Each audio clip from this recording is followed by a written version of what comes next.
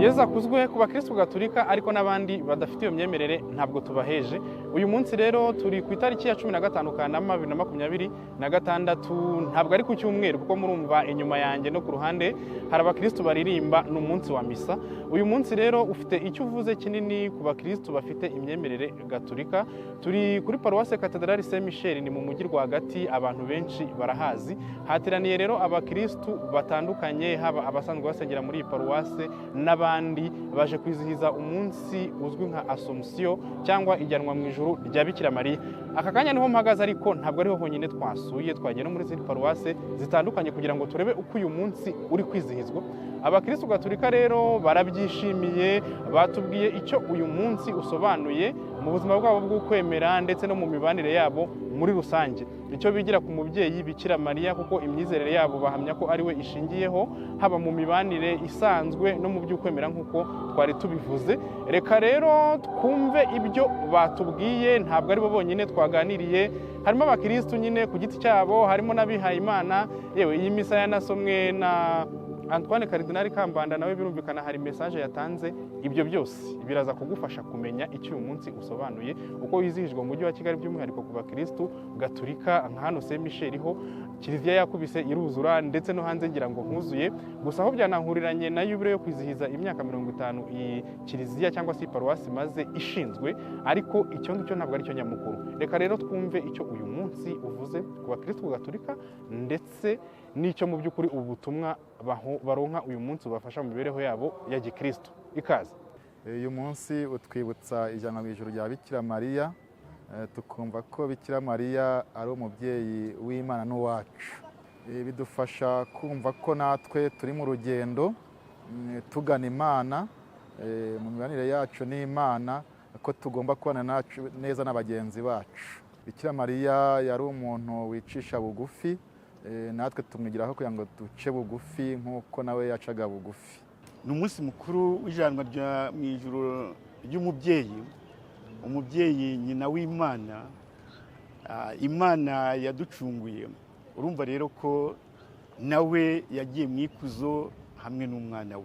Nk'umubyeyi w'Imana tumwigiraho ibintu byinshi. Tuzi uburyo ki yicishije bugufi igihe yavugaga ati byose bibe uko bikwiye. Rero natwe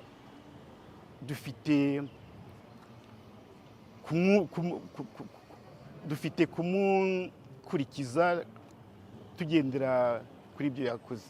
Mu mibanire y'abantu dufite isomo ryo kwicisha bugufi imbere y'abantu n'imbere y'Imana.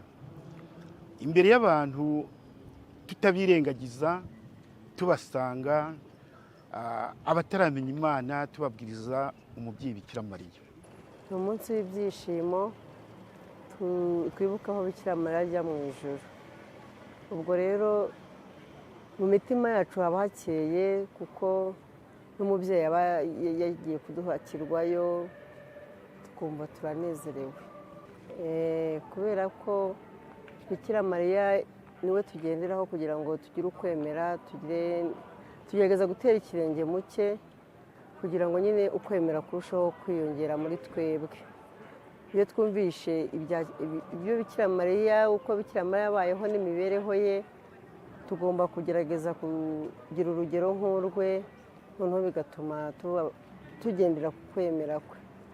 Abana ugomba kubereka inzira nziza nk'uko nawe ariyo waratangiye, ukababwira ibyiza by'ubukristo, ukababwira ku bya Bikira Mariya kuko niwe rugero rw'abakristo buriya twese tugomba kugenderaho, ukurikije mu bintu byose uko yagiye abaho, uko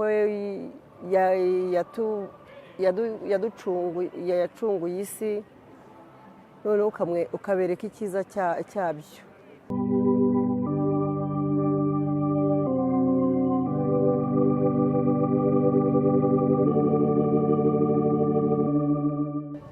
umunsi wa asomusiyo muri kiliziya gatolika ni umunsi ukomeye cyane, ni umunsi w'ibirori wo bita no mu kinyarwanda bamaze kubimenyera solanite. Solanite ni ibirori biba bisumbye ibindi.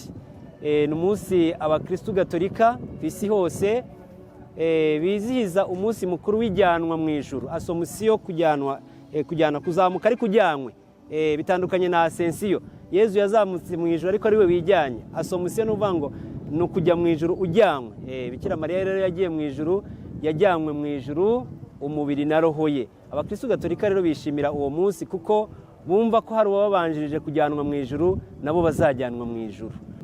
Uyu munsi ni umunsi udasanzwe, ni umunsi utanga ubutumwa, ni umunsi tutagomba kwizihiza nk'ibirori gusa ngo tuze mu misa ngo asomusiyo irageze 15 irageze, bamwe bakajya bakora ingendo bakajya mu bibanza bitagatifu, Kibeho bakoze ingendo nyobokamana, Irurude, Fatima, aho ngaho bakajyayo. Gusa icyo ngicyo ntigihagije, ahubwo bagomba kumenya ati se turajya aho ngaho tugambiriye iki?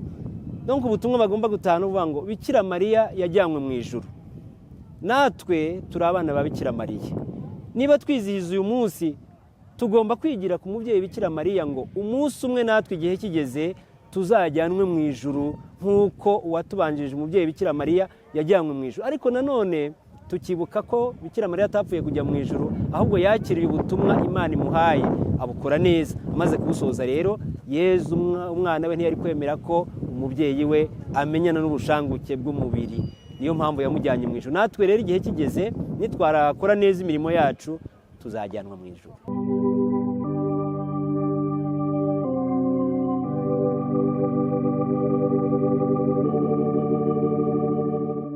nk'uko bivugwa n'intumwa n'abandi mu ruhererekane rw'inyigisho z'ukwemera nka Mutagatifu Yohani Damascene avuga ko Bikira Mariya bamaze kumushyingura mu mva mu busitani bwa Gedisemani, nyuma baje kureba mu mva ye babura umubiri, babona imva iri mu busa, bemeza ko yajyanywe mu ijuru n'umubiri we na roho ye. Ugukwemera kwagiye guhererekanywa kuva ku bakristu ba mbere kugeza n'ubu, kukaba gufite ishingiro kubera ko Bikira Mariya yabayeho mu butoni bw'Imana. Uko yabayeho niko yashaje, yagize ubutoni bukomeye ku Mana. Igihe marayika Gaburiyeli amuzaniye ubutumwa, yaramubwiye ati ndakuramutsa mutoni w'Imana. Bikira Mariya arikanga yumvise ayo magambo, ndakuramutsa mutoni w'Imana, Nyagasani ari kumwe nawe.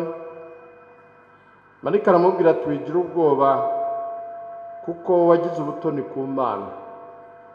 Dore ugiye gusama ukazabyara umwana, ukazamwita izina rya Yezu. Azaba umuntu ukomeye kandi bazamwita mwene Nyirijuru.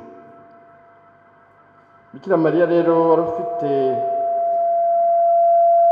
ubu butoni bukomeye, yari yarateguwe na kare, akaba atarasamanywe icyaha kubera ko azabyara umukiza, umwana w'Imana, abaho nta cyaha mu buzima bwe. Umubiri we wavuyeho umubiri wa Kristu wapfuye akazuka agataha ijuru n'umubiri we.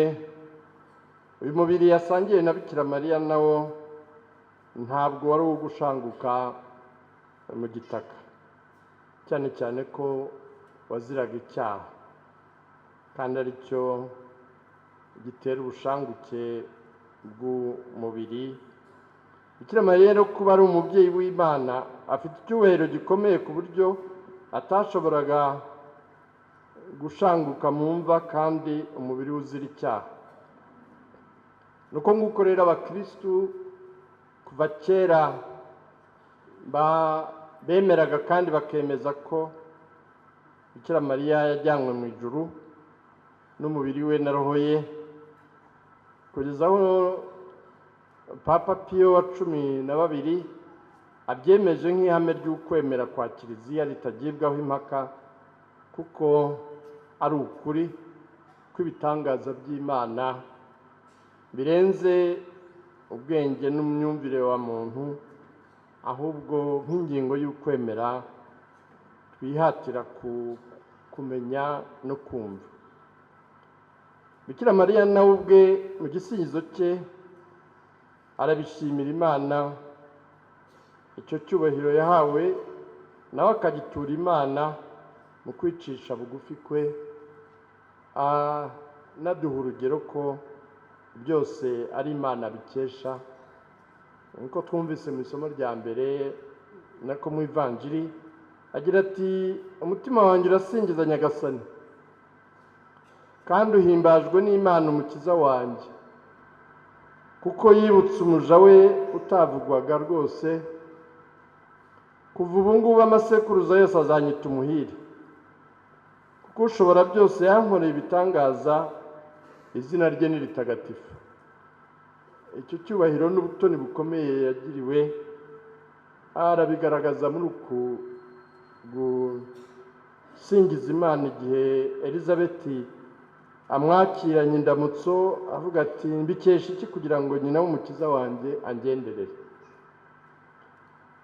Mu isomo rya mbere naho twumvise ikuzo rya Bikira Mariya yahawe mu ijuru, akagirwa umwamikazi w'ijuru, nyina w'umwami, nk'uko Yohana intumwa abitubwira uko yabihishuriwe. Ati nuko ingoro y'Imana yo mu ijuru irakinguka, ikimenyetso gikomeye kigaragara mu ijuru. Yari umugore wisesuye izuba, ukwezi kuri munsi y'ibirenge bye, naho ku mutwe we atamirije ikamba ry'inyenyeri 12.